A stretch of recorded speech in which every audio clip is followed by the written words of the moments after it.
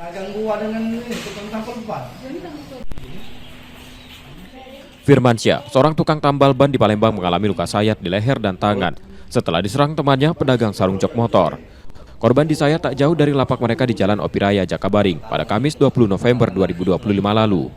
Sebelum kejadian, pelaku sempat menantang korban berkelahi. Firmansyah menolak dan berniat mencari rekannya untuk didamaikan, namun pelaku justru mengejar dan langsung melukai korban dengan benda tajam. Melihat korban terluka, pelaku melarikan diri, sementara warga membawa Firmansyah ke rumah sakit. Memang ada masalah sebelumnya, Kak? Memang ada masalah, ada teguran. Oh, gara-gara apa, Kak? Gara-gara dia minjam motor.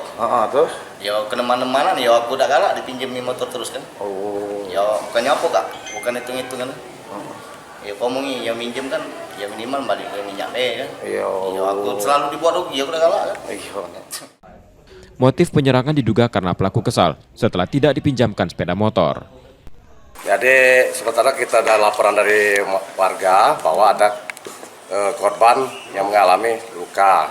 Jadi setelah kita cek di rumah sakit ternyata korban ini mengalami luka perkelahian. Nah, jadi kalau ininya penganiayaan.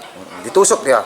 Nah, kalau lihat dari ininya mungkin senjata alat jenis apa itu? Karena itu kena peset tangannya kan. Nah, kena itu. Nah, sayat misalnya kan sayat kalau bahasa Indonesianya itu. Kalau motifnya belum kita ketahui, tapi untuk sementara memang motifnya katanya mungkin ada perselisihan sudah lama. Nah itu, dendam mungkin. Polisi telah memeriksa sejumlah saksi, mengantongi identitas pelaku dan masih melakukan pengejaran. Yudi Kiswanto, Kompas TV, Palembang, Sumatera Selatan.